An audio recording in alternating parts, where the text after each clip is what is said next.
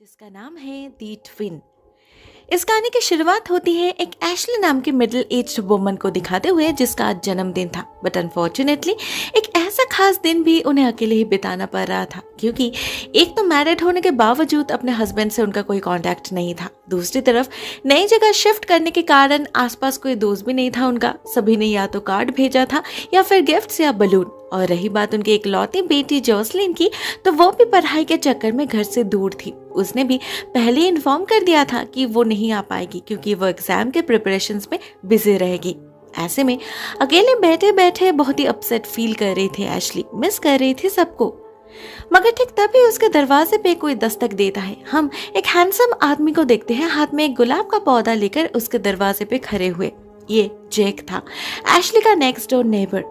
Ashley उसे पहचानती नहीं थी, लेकिन उसके घर इतने सारे बलून्स, कार्ड्स ये सब डिलीवर होते देख जैक ने आइडिया लगा लिया था कि आज उसका बर्थडे है, इसलिए वो भी आ गया विश करने। एक्चुअली उसे पता था एशली यहाँ अकेली रहती है, वो खुद भी एक बैचलर है, तो खुद को इंट्रोड्यूस करने का इतना बढ़िया मौका छोड़ना नहीं चाहता था वो। इधर एशली भी उसके इस अप्रोच से काफी इम्प्रेस्ड हुई थी। आखिर कोई तो आया उसे कंपनी देने। मगर उसी वक्त उसे एक और सरप्राइज मिलता है जब वो दरवाजे से अपने बेटी को एंटर करती हुई देखती है। बिल्कुल शॉक्ड रह जाती है एशली, उसे तो कोई आइडिया ही नहीं था। लेकिन ये तो बस ट्रेलर था, असली सरप्राइज तो उसे तब मिलता है जब वो जोसलिन की गाड़ी से एक लड़के को भी उतरते हुए देखती है। पता चलता है वो टाइलर है, जोसलिन का बॉयफ्रेंड। अब बंदा दिखने में तो काफी हैंडसम था और वेल बिहेव्ड भी, और उन दोनों को देखकर लग भी रहा था कि वो एक दूसरे को लेकर काफी सीरियस है। फिर भी एशली न जाने क्यों खुश नहीं हो पाती, स्पेशली जब जोसलिन उन्हें इन्फॉर्म करती है कि वो और टाइलर नेक्स्ट मंथ ही जापान जाने वाले हैं एक कोर्स के लिए। तब तो वो और टेंशन में पड़ जाती है। अब मे बी ये उनका मदरली इंस्टिंक्ट था या फिर अपने ट्रॉमेटिक लव लाइफ के कारण वो अपने बेटी को लेकर प्रोटेक्टिव थी, इसलिए कारण जो भी हो, लेकिन वो तुरंत ही टाइलर को एक्सेप्ट नहीं कर पाती। मन ही मन डिसाइड कर लेती है कि उसने जो गलती करी थी वही गलती वो अपने बेटी को दोहराने नहीं देगी, अच्छे से जांच पड़ताल करेगी वो। इसीलिए जब उसी दिन सब एक साथ बैठकर एशली का बनाया हुआ खाना एंजॉय कर रहे थे, तो एशली टाइलर से पूछता है उसके परिवार के बारे में। उसका घर कहाँ है, घर में कौन कौन है। सवाल तो बहुत ही बेसिक था, लेकिन इसे सुनते ही टाइलर का चेहरा कुछ देर के लिए फीका पड़ जाता है। थोड़ा हिचकिचाता है वो और फिर कहता है उसका कोई नहीं है, बस 1 साल पहले एक फीटल कार एक्सीडेंट में उसके पेरेंट्स की मौत हो चुकी है। अभी तक उस ट्रॉमा से बाहर नहीं आ पाया है वो, और शायद इसीलिए इस बारे में बात करने से भी हिचकिचा रहा था बेचारा। अब एशली उसे हर्ट करना तो नहीं चाहती थी, लेकिन उसके बर्ताव से कहीं ना कहीं उसे ये लगने लगा था कि शायद टाइलर अभी किसी भी रिलेशनशिप के लिए तैयार नहीं है। शायद वो सिर्फ अपना अकेलापन दूर करने के लिए, अपना दुख बांटने के लिए जोसलिन का यूज कर रहा है, खुद को हील करने के लिए उसका सहारा ले रहा है। शायद ये रिश्ता प्यार से ज्यादा डिपेंडेंस का है, जो कोई अच्छी बात नहीं। वो उस रात अपने बेटी को बहुत समझाती है ताकि वो सोच समझकर आगे बढ़े। भले अभी उसे अपनी माँ की बातें कड़वी लग रही होगी, लेकिन ये सच भी हो सकता है। इधर जोसलिन भी उनके कंसर्न्स को भली भांति समझ पा रही थी। उसे पता था उसकी माँ प्यार के मामले में कितनी अनफॉर्चुनेट है। उसके डैड ने कभी उनकी परवाह जो नहीं करी। जोसलिन जब सिर्फ 9 साल की थी तब अचानक ही एक दिन उन्हें छोड़कर चले गए थे। वो कोई कांटेक्ट नहीं रखा उन्होंने, किसी दूसरे औरत से शादी करके उसी के साथ घर बसा लिया। अभी तो उनके 2 बच्चे भी हैं। जोसलिन और उसके माँ के बारे में शायद उन्हें याद भी नहीं। लेकिन एशली अभी भी अपनी उस गलती की सजा भुगत रही है। अभी भी उन्हें डर लगता है किसी को डेट करने से, सही इंसान की परख जो नहीं कर पाई थी उसने। जोसलिन को पता है एग्जैक्टली इसीलिए वो उसे इतनी बार वार्न करती है, लेकिन वो अपने माँ को अश्योर करती है कि टाइलर सच में अच्छा है। वो जानती है उसे, पहचानती है उसके इनर सेल्फ को। उसके जैसे जेंटल, काइंड, कंपैशनेट और रिस्पॉन्सिबल पर्सन उसने आज तक नहीं देखा। कोई सीक्रेट्स नहीं है उनके बीच, दोनों एक दूसरे पर आंख बंद करके भी ट्रस्ट कर सकते हैं। और रही बात उनके रिश्ते की, तो वो अपने माँ से प्रॉमिस करती है कि वो कोई जल्दबाजी नहीं करेगी। आखिर इतना भरोसा है उसे खुद पर। और वैसे भी अभी उसे खुद से ज्यादा इंटरेस्ट अपने माँ के लाइफ को सुधारने में था। स्पेशली जब उसे पता चला जैक ने उसके माँ को प्रपोज किया है, वो तो बहुत ही खुश हो जाती है और उन्हें लिटरली इंसिस्ट करती है जैक के साथ डेट पर जाने के लिए। अब भले ही जोसलिन बात को घुमाने की कोशिश कर रही थी, लेकिन एशली फिर भी टेंशन फ्री नहीं हो पाती। आखिर एक इंसान जो खुद अभी भी इमोशनली वल्नरेबल है, वो दूसरे का ख्याल कैसे रख सकता है। आखिर कुछ ना कुछ बैगेज तो रह ही जाता है ना, कहीं उसका असर उनके बेटी पर ना पड़े। इन सब बातों को लेकर वो इतना टेंस्ड फील कर रही थी कि जैक के साथ डेट पर जाके भी दोनों यही सब डिस्कस करने लगे थे। जैक उसका टेंशन समझ पा रहा था, लेकिन इस उम्र में जॉसलिन को कंट्रोल करना या हर वक्त उस पर नजर रखना ये भी तो पॉसिबल नहीं होगा ना सही होगा। और उससे भी ज्यादा इम्पोर्टेंटली उन्हें भी यही लग रहा था कि एशली शायद कुछ ज्यादा ही ओवरथिंक कर रही है। एक पॉइंट पे तो एशली को खुद भी यही लगने लगा था, बस वो ये समझ नहीं पा रही थी कि उसे इतनी बेचैनी क्यों हो रही है। हालांकि उसे इसका जवाब तुरंत नहीं मिलता, लेकिन अगले ही सीन में हमें कुछ ऐसा दिखता है जिससे हम समझ जाते हैं कि एक माँ का दिल कभी गलत नहीं हो सकता। बिल्कुल सही गेस किया था एशली ने। टायलर के लाइफ में ये सच में अभी भी एक राज है जो इतना भयानक है कि वो उसके साथ साथ जॉसलिन के जिंदगी को भी तबाह करने के लिए काफी है। उस दिन एशली के निकल जाने के बाद हम टायलर को देखते हैं कहीं निकलते हुए। वो जॉसलिन से बस इतना कह जाता है कि वो लंच तक वापस आ जाएगा, लेकिन वो कहाँ जा रहा है कुछ नहीं बताता। इधर हम उसे देखते हैं एक साइकियाट्रिक हॉस्पिटल में एंटर करते हुए, जहां वो किसी डेरेक से मिलने गया था जो असल में उसका भाई है, वो भी जुड़वा। यहाँ पर हमें उसके परिवार के बारे में कुछ बहुत ही इंटरेस्टिंग फैक्ट्स पता चलता है, जिसे हम समझ पाते हैं वो उस दिन एशली के सवाल का जवाब देते हुए हिचकिचा क्यों रहा था। हमें पता चलता है 1 साल पहले जिस एक्सीडेंट में उसके पेरेंट्स की मौत हुई थी वो असल में कोई एक्सीडेंट था ही नहीं, बल्कि उसके भाई का करतूत था। उस दिन डेरेक ही कार ड्राइव कर रहा था और एक झगड़े के चलते जानबूझकर गाड़ी का एक्सीडेंट किया था उसने। उस हादसे में उनके पेरेंट्स तो गुजर गए, मगर डेरेक जान से बच गया। उसे जेल भी नहीं हुआ क्योंकि वो मेंटली अनस्टेबल था। उसे कैटाटोनिक स्किज़ोफ्रेनिया नाम की बीमारी थी। फिजिकली रिकवर करने के बाद उसे इस हॉस्पिटल में एडमिट कर दिया गया ताकि वो स्टेबल हो सके और रिकवर करने के बाद उसे कोर्ट में पेश किया जा सके। मगर यहाँ उसका कंडीशन बेहतर होने की जगह दिन ब दिन और बदतर होती जा रही थी। उसका अग्रेशन, पागलपन कुछ भी कम नहीं हुआ था अभी तक। अभी भी उतना ही जिद्दी है वो, जो चाहिए उसे पाने के लिए किसी भी हद तक जा सकता है डेरेक। और तो और टायलर को उसके डॉक्टर से ये भी पता चलता है कि पिछले कुछ महीनों से अपना एक अलग ही इमेजिनरी दुनिया बना लिया है उसने, जहाँ वो खुद को डेरेक नहीं टायलर समझता है, खुद को उसी नाम से बुलाता है वो, और अपने डॉक्टर्स और नर्सेस से बार बार यही कहता है कि उन्होंने गलत ट्विन को पकड़ा है, वो डेरेक नहीं है। अब या तो ये उसके सबकॉन्शियस माइंड का खेल है, उसे उसके गिल्ट ट्रैप से निकालने के लिए, या फिर वो कॉन्शियसली नाटक कर रहा है जेल जाने से बचने के लिए, क्योंकि आफ्टर ऑल उसे भी पता है उसने जो किया है उसकी सजा या तो लाइफ टाइम इम्प्रिजनमेंट होगी या फिर उससे भी ज्यादा सीरियस कुछ।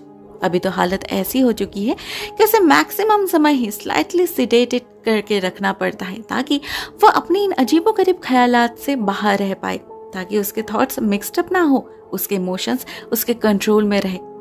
लेकिन वो इन मेडिसिन को एक्सेप्ट करे तब ना। यहाँ किसी को नहीं पता, लेकिन पिछले कई दिनों से डेरेक अपनी मेडिसिन नहीं ले रहा। नर्सेस के जाते ही वो उन मेडिसिन को एक पाउच में रख देता है, क्योंकि उसके मुताबिक वो तो बीमार है ही नहीं तो क्यों ले दवाई। वो तो बस इंतजार कर रहा है उस दिन का जब वो उस पागल खाने से बाहर निकल सके और वो सब कुछ हासिल कर सके जिनका वो हकदार है। वो जिंदगी जी सके जो अभी टायलर जी रहा है। उसे नफरत है टायलर से, उसके किस्मत से। इधर टायलर को इस सब की भनक तक नहीं थी। वो तो अभी भी हर हफ्ते अपने भाई से मिलने जाता है, उससे वो सब कुछ शेयर करता है जो उसके जिंदगी में चल रहा है, ताकि वो लेफ्ट आउट फील न करे। इवन आज भी वो डेरेक को सब कुछ बताता है कि उसने जॉसलिन के माँ एशली से मिला है, अभी वो लोग उनके घर में ही है, कल उनका बर्थडे था, उन्होंने कैसे एंजॉय किया, किसने क्या गिफ्ट दिया, सब कुछ। इवन उनका फोटोज भी दिखाता है वो अपने भाई को।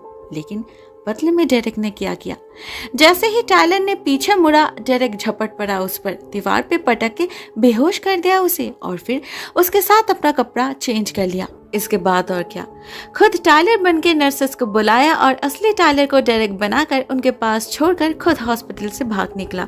बेचारा टायलर। सेंस लौटने के बाद वो नर्सेस को समझाने की बहुत कोशिश करी कि वो सच में टायलर है, लेकिन इतने दिनों से डेरेक भी खुद को टायलर ही बुला रहा था तो किसी ने उसकी बात नहीं मानी। उल्टा उसे अग्रेसिव होते देख उसे सिडेट कर दिया गया। इधर डेरेक तब तक एशली के घर पहुंच चुका था। टायलर के फोन में उसका और एशली दोनों का ही फोटो, नंबर और एड्रेस सेव था, तो घर ढूंढने में उसे कोई प्रॉब्लम नहीं हुई। बहुत खुश होता है वो। एग्जैक्टली इसी दिन का तो इंतजार था उसे। पता नहीं कितने दिनों से प्लान कर रहा था वो ये सब। तो फाइनली जब वो जॉसलिन के पास जा पहुंचा, अपनी खुशी और छुपा नहीं पाता डेरेक। कुछ ज्यादा ही चिपकने लगता है उसके साथ, जो यूजुअली टायलर का नेचर नहीं था। जॉसलिन को अजीब तो लगता है, लेकिन वो ज्यादा माइंड नहीं करती। असली झटका तो उसे तब लगता है जब डेरेक मेयोनीज वाला सैंडविच खा लेता है, जो टायलर को बिल्कुल भी पसंद नहीं था। और तो और जब जॉसलिन जापानीज प्रैक्टिस के लिए फ्लैश कार्ड्स लाने को बोलती है, वो भी डेरेक समझ नहीं पाता। लेकिन दूसरे पल वो बात को घुमा देता है ताकि जॉसलिन को कुछ शक ना हो।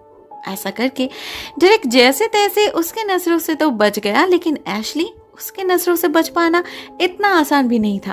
पहली नजर में ही डेरेक के बॉडी लैंग्वेज पर शक हो जाता है एशली को। वो समझ जाती है कुछ तो गड़बड़ है। उधर उसी शाम जेक का उनके घर में इनविटेशन था, तो जब वो आता है डेरेक दरवाजा खोलता है। जेक तो उसके साथ कैजुअली कन्वर्सेशन स्टार्ट करता है, क्योंकि उसे लगा था वो टायलर से बात कर रहा है जो उसे जानता है, लेकिन डेरेक उसे पहचान ही नहीं पाता। जेक को थोड़ा अजीब लगता है, लेकिन फिर वो सोचता है शायद बेचारा भूल गया होगा, इसीलिए किसी से कुछ नहीं कहता। उधर डिनर टेबल पे जॉसलिन को भी कुछ इनकंसिस्टेंसीज नजर आता है डेरेक के बिहेवियर में। जब जेक कहता है कि वो कभी एक प्रोफेशनल शूटर हुआ करता था और अभी भी कभी कभी प्रैक्टिस के लिए जाता है, डेरेक बहुत एक्साइटेड हो जाता है और कहता है नेक्स्ट टाइम वो भी उनके साथ जाएगा। उसे बहुत इंटरेस्ट है इन सब चीजों में। अब इससे और किसी को तो कोई शक नहीं होता, लेकिन जॉसलिन काफी हैरान हो जाती है, क्योंकि वो जिस टायलर को जानती है उससे कभी इन सब चीजों में इंटरेस्ट नहीं था। इनफैक्ट उसने तो आज तक एक चींटी को भी नहीं मारा। जॉसलिन समझ नहीं पाती आखिर वो अचानक बदल कैसे गया। फिर उसी रात एक और हादसा होता है। सबके सो जाने के बाद डेरेक चोरी छुपे जॉसलिन के कमरे में जाकर फोर्सफुल उससे इंटीमेट होने की कोशिश करता है, जो टायलर कभी नहीं करता। जॉसलिन तो लिटरली शॉक्ड रह जाती है उसके बर्ताव से। वो समझ ही नहीं पाती आखिर टायलर इतना अजीब बिहेव क्यों कर रहा है। वो तो कभी इतना अग्रेसिव नहीं था। काश उसे पता होता ये उसका असली टायलर है ही नहीं, लेकिन सच ज्यादा दिन छुपाया भी तो नहीं जा सकता। फॉर्चुनेटली उसी रात एक ऐसी चीज एशली के हाथ लग जाती है जिससे एक बहुत बड़े राज का खुलासा हो जाता है उसके लिए। डेरेक के कपड़े वॉशिंग मशीन में डालते वक्त उसे उसका नेम टैग मिलता है, हॉस्पिटल वाला। फिर जब वो उस नेम से ऑनलाइन सर्च करती है, उसे टायलर के पेरेंट्स के एक्सीडेंट के बारे में डिटेल्स में पता लग जाता है। साथ में ये भी कि उसका एक भाई भी है डेरेक नाम से, जो पिछले 1 साल से साइकियाट्रिक हॉस्पिटल में कैद है, और पुलिस का शक है उस एक्सीडेंट के पीछे असली कल्प्रिट वही है। अब एशली के मन में पहला सवाल यही आता है कि टायलर ने उनसे इतनी बड़ी बात छुपाई क्यों। अगर वो जॉसलिन से सच्चा प्यार करता है, उसके साथ अपना फ्यूचर शेयर करना चाहता है, तब तो उसे सब पता होना चाहिए ना। और वैसे भी ये भी सच है कि अगर उन्हें सब पता होता तो शायद इतनी बड़ी गड़बड़ होती ही नहीं, वो लोग पहले से ही अलर्ट हो पाते। बट फॉर नाउ एशली को जो सही लगता है वो वही करती है। सबसे पहले तो वो जाती है डेरेक से बात करने, लेकिन उसे सोते देख वो डिस्टर्ब नहीं करती। उल्टा उसके कपड़े रखते वक्त डेरेक के ड्रॉयर में उसे दवाई का एक पाउच मिलता है, जो डेरेक ने ही वहां छुपाया था। उसे एशली अपने पास रख लेती है, आखिर उसे भी तो पता चले ये किस बीमारी की दवाई है और डेरेक ने उसे ऐसे ड्रॉयर में क्यों छुपाया है। फिर वो जाती है अपने बेटे के पास, उसे सब कुछ बताती है और वो न्यूज आर्टिकल भी दिखाती है। साथ में इसी वक्त उस हॉस्पिटल में जाने की जिद भी करती है, लेकिन जॉसलिन राजी नहीं होती। उसे तो जैसे यकीन ही नहीं हो रहा था कि टायलर उससे कुछ छुपा सकता है, तो वो सबसे पहले उसे कन्फ्रंट करना चाहती थी, उसके मुंह से जानना चाहती थी सब। मगर एशली और इंतजार नहीं कर पाती। वो उसी दिन उस हॉस्पिटल में जा पहुंचती है डेरेक वेल्स से मिलने, मगर उसे कोई आइडिया नहीं था कि यहाँ उसे टायलर का ट्विन मिलेगा। अब फर्स्टली वो तो ये जानकर चौंक जाती है कि डेरेक और टायलर हमशक्ल है। फाइनली जब टायलर उसे वहां से बाहर निकालने की गुजारिश करता है और कहता है उनके घर में जो है वो टायलर नहीं डेरेक है, ये सुनकर तो एशली का दिमाग ही घूम जाता है। वो हॉस्पिटल ऑफिशियल से बात करती है, लेकिन वो लोग उल्टा उसे यही समझाते हैं कि ये डेरेक ही है, वो पिछले कई दिनों से खुद को टायलर बुला रहा है, और वैसे भी वो उसका कोई रिलेटिव है नहीं, तो उनके कहने पर उसे छोड़ा भी नहीं जा सकता। एशली उन्हें बहुत समझाती है कि ये अगर टायलर नहीं है तो वो उन्हें पहचान कैसे पाया, उनका नाम कैसे पता होगा डेरेक को, और उन्हें अपने घर में जो टैग मिला है और मेडिसिन वाला पाउच, वो भी तो इसी तरफ इशारा कर रहा है ना कि उनके घर में जो है वो डेरेक है। बट अनफॉर्चुनेटली बहुत समझाने के बाद भी हॉस्पिटल वाले नहीं मानते, उल्टा उससे और कंफ्यूज कर देते हैं, ये कहकर कि डेरेक असल में क्रिमिनल है, वो ये सब कुछ कर रहा है पुलिस से बचने के लिए, उन्हें उनके झांसे में नहीं फंसना। एक्चुअली ये सब डेरेक के प्री प्लानिंग का नतीजा है। उसने पहले से ही ये सब कुछ एंटिसिपेट किया था और उसी हिसाब से तैयारी भी करी थी। अभी उसके कारण ही कोई बेचारे टायलर के बातों पर यकीन ही नहीं कर रहा था, सिवाय एशली के। उसे टायलर की आंखों में सच्चाई नजर आई थी, तभी तो शायद उस नर्स के 1000 बार समझाने के बावजूद उसके दिल से शक नहीं जाता। लेकिन वो अपने बेटी से कुछ डिस्कस कर सके या उसे कुछ समझा सके उससे पहले ही डेरेक उसका ब्रेन वॉश कर देता है। एक्चुअली उसे खुद से कुछ कहना ही नहीं पड़ता। जोसलिन खुद ही अज्यूम कर लेती है कि टायलर ने शायद उसे इसीलिए कुछ नहीं बताया क्योंकि शायद उसे अपने भाई को लेकर शर्मिंदगी महसूस होती होगी। अब टायलर ने क्यों कुछ नहीं बताया, उसका असली रीजन तो डेरेक को भी पता नहीं था, तो वो जोसलिन के बात पर ही हाँ भर देता है और उसे इमोशनली ब्लैकमेल करके ऐसा प्रिटेंड करता है एज इफ उसने इस रिश्ते को बचाने के खातिर इस बात को छुपाया है। इससे होता ये कि जोसलिन उसी के सपोर्ट में आ जाती है और जब उसकी माँ उसे सच्चाई समझाने की कोशिश करती है वो उल्टा उन्हें ही गलत समझ बैठती है। लेकिन एशली भी हार नहीं मानती। कहीं ना कहीं उनका मन कह रहा था कि ये बंदा टायलर नहीं डेरेक ही है, तो वो उससे बहुत सारे सवाल पूछती है, जैसा कल किसका बर्थडे था, उनके नेबर का नाम क्या है, किसने क्या गिफ्ट दिया, वगैरह वगैरह। बट अनफॉर्चुनेटली उस दिन हॉस्पिटल में टायलर ने उससे सब कुछ शेयर किया था, तो डेरेक को भी इन सब के बारे में पता था। वो स्मार्टली सब कुछ आंसर करता है जिससे फिर से एशली ही फॉल्स पोजीशन में पड़ जाती है। जोसलिन को लगने लगता है कि उसकी माँ ही ओवर रिएक्ट कर रही है उसके और टायलर के रिश्ते को तोड़ने के लिए, तो काफी नाराज हो जाती है वो अपने माँ पर। लेकिन एशली भी काफी स्मार्ट थी, वो डेरेक पर नजर रखना बंद नहीं करती और उसके आज के एटीट्यूड से तो उसका शक दुगना हो चुका था। बहुत ही रूड, एरोगेंट और अग्रेसिवली बिहेव कर रहा था डेरेक, जो टायलर के कैरेक्टर से बिल्कुल भी मैच नहीं करता। और तो और एशली के पास डेरेक का जो पाउच ऑफ मेडिसिन था वो भी कहीं गायब हो चुका था। अभी उसकी जगह किसी ने एस्पिरिन रख दिया था, वो भी डिफरेंट पाउच में। ये डेरेक के सिवा और कौन कर सकता है?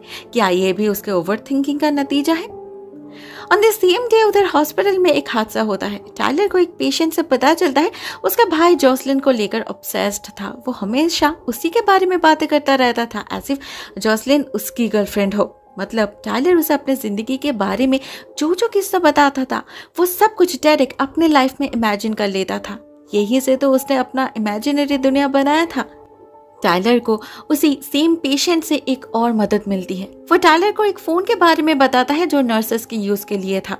तो टायलर और इंतजार नहीं करता, भागता है उस तरफ और सक्सेसफुली कॉल भी कर पाता है जोसलिन को। लेकिन उसका फोन ऑफ था तो टायलर उससे बात नहीं कर पाता, सिर्फ एक मैसेज छोड़ता है कि टायलर वो है और वो स्टैफर्ड हॉस्पिटल में कैद है। अगर जोसलिन जितनी जल्दी हो सके वहां आ सके तो उसे आजाद कर पाएगी। अनफॉर्चुनेटली उसका ये मैसेज जोसलिन तक पहुंचता तो है, लेकिन साथ ही साथ डेरेक तक भी, जो बहुत ही आसानी से कह देता है कि ये डेरेक का काम है। वो अभी डेस्परेटली खुद को टायलर साबित करने की कोशिश कर रहा है। हमेशा से ही उससे जलता था डेरेक, अभी वो फीलिंग हेट्रेट में बदल चुका है। उसके लास्ट टाइम विजिट के वक्त उसने जोसलिन का नंबर इमरजेंसी कॉन्टैक्ट में दे रखा था क्योंकि वो बहुत जल्द उसे डेरेक के बारे में बताने वाला था। शायद उसे वहीं से नंबर मिला होगा। अब डेरेक इतने अच्छे से इस पूरी कहानी को बताता है कि जोसलिन के मन में और कोई सवाल ही नहीं बचता। लेकिन इससे असली टायलर का सफरिंग और लंबा हो जाता है। काउंसलिंग के दौरान वो हर बार डॉक्टर रूबिन को अपनी असलियत बताने की कोशिश करता है, लेकिन वो डॉक्टर उसकी एक नहीं सुनता। और इसी कन्वर्सेशन के दौरान एक और शॉकिंग फैक्ट पता चलता है हमें कि उस एक्सीडेंट के रात गाड़ी में डेरेक और उसके पेरेंट्स के अलावा भी एक और लड़की थी, मैगी नाम से, जो कि डेरेक की गर्लफ्रेंड थी। लेकिन डेरेक को शक था वो उस पर चीट कर रही है। उसे लगता था मैगी उससे ज्यादा टायलर को पसंद करती है और छुप छुप के उससे कांटेक्ट भी रखती है, जो कि सरासर झूठ था। वो लोग बस दोस्त थे, लेकिन वो डेरेक को कौन समझाए। उस रात उनका झगड़ा एक्सट्रीम लेवल तक पहुंच चुका था। डेरेक ड्राइव करते वक्त भी पागलों जैसे बर्ताव करने लगा था एंड फाइनली मैगी से बदला लेने के चक्कर में, उसे पनिश करने के चक्कर में उसने डेलिबरेटली गाड़ी का एक्सीडेंट किया था। उसे नफरत है लड़कियों से, उन्हें तकलीफ देकर मजा आता है उसे। अब ये कोई नॉर्मल थॉट तो नहीं ना। डॉक्टर रूबिन मेनली डेरेक के इन्हीं थॉट्स को लेकर ज्यादा कंसर्न्ड थे, मगर टायलर, उसे तो इन सब के बारे में कुछ भी पता नहीं था। आज ये सब सुनकर उसे जोसलिन को लेकर और ज्यादा टेंशन होने लगा था। वो समझ चुका था डेरेक उससे भी उतना ही नफरत करता है जितना वो मैगी से करता था और उसका बदला वो जोसलिन से जरूर लेगा।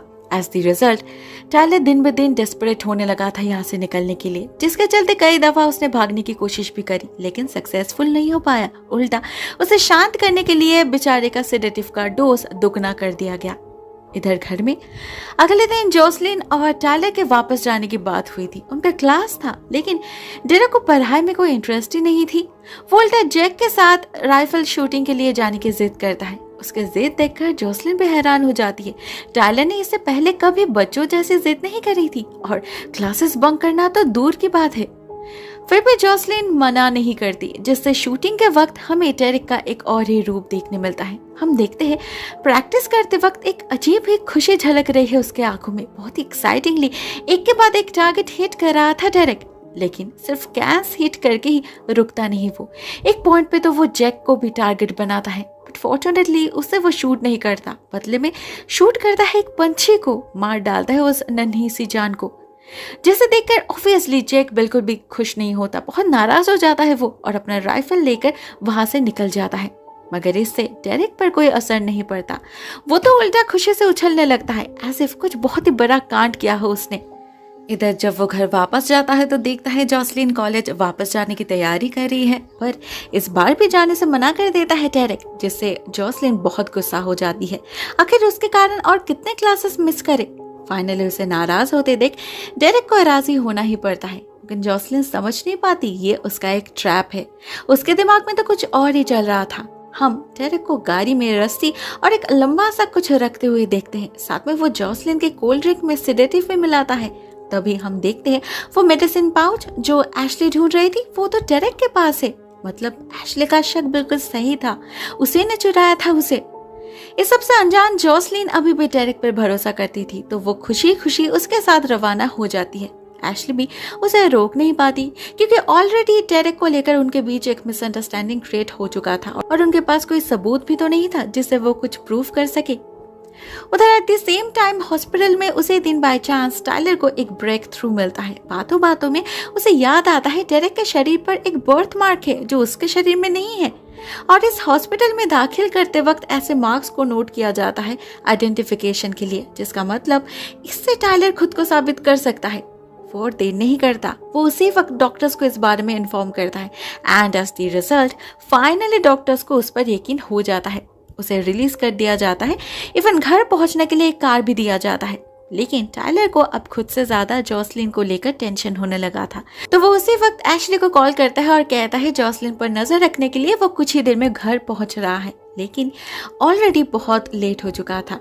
जोसलिन निकल चुकी थी और वो डेरेक का दिया हुआ ड्रिंक पीकर बेहोश भी हो चुकी थी। तो जब एशली उसे कॉल करती है वो कॉल रिसीव ही नहीं कर पाती। उधर तब तक टायलर भी निकल चुका था। जोसलिन कॉल रिसीव नहीं कर रही है देखकर वो फाइनली ड्राइवर के फोन से अपने ही नंबर पे कॉल करता है क्योंकि उसे पता था उसका फोन जरूर डेरेक के पास होगा। डेरेक कॉल रिसीव करता है और टायलर उसे समझाने की बहुत कोशिश भी करता है कि हॉस्पिटल वालों ने पुलिस को इन्फॉर्म कर दिया है तो वो भागना बंद करे और सरेंडर कर दे। लेकिन डेरेक राजी नहीं होता, कहता है अभी वो जोसलिन को लेकर उसी जगह जाएगा जहां वो हमेशा से जाना चाहता है। पुलिस उसे ढूंढ नहीं पाएगी और अगर उसने फिर से उसे डिस्टर्ब करी तो जोसलिन की हालत भी मैगी जैसी होगी। इतना कहकर कॉल कट कर देता है डेरेक। इधर टायलर भी समझ नहीं पाता वो जोसलिन को आखिर कहाँ ले जा रहा है। फाइनली बहुत सोच विचार करके अचानक ही उसे याद आता है उनके फैमिली कैबिन के बारे में। हो ना हो डेरेक वहीं जा रहा है। तो टायलर उसी वक्त एशली को कॉल करके उस कैबिन का ठिकाना दे देता है और उन्हें वहीं पर जाने के लिए कहता है। इधर खुद एशली भी अभी तक चुप नहीं बैठी थी, स्पेशली जब उसे जैक से पता चला था कि उसके राइफल गायब है, तब तो उसे और टेंशन होने लगा था। वो पुलिस के भरोसे और देर नहीं करना चाहती थी। लकीली ठीक इसी समय उसे एक जीपीएस ऐप की याद आ जाती है जो उसने जोसलिन के हाई स्कूल में पढ़ते वक्त उस पर नजर रखने के लिए उसके फोन में इंस्टॉल किया था। इतने दिनों बाद उसे फिर से एक बार यूज करती है एशली और थैंकफुली उसे जोसलिन का लोकेशन भी मिल जाता है जो टायलर के दिया गया एड्रेस की तरफ ही आगे बढ़ रहा था। एशली और जैक उसी वक्त निकल पड़ते हैं, लेकिन ज्यादा दूर तक उसे ट्रैक करना पॉसिबल नहीं होता क्योंकि जोसलिन का होश लौटते ही जैसे ही वो अपनी माँ को कॉल करने की कोशिश करने लगती है, डेरेक उसे उसका फोन छीनकर बीच रास्ते पर ही फेंक देता है, जिससे वो ट्रैकर भी वहीं पर रुक जाता है।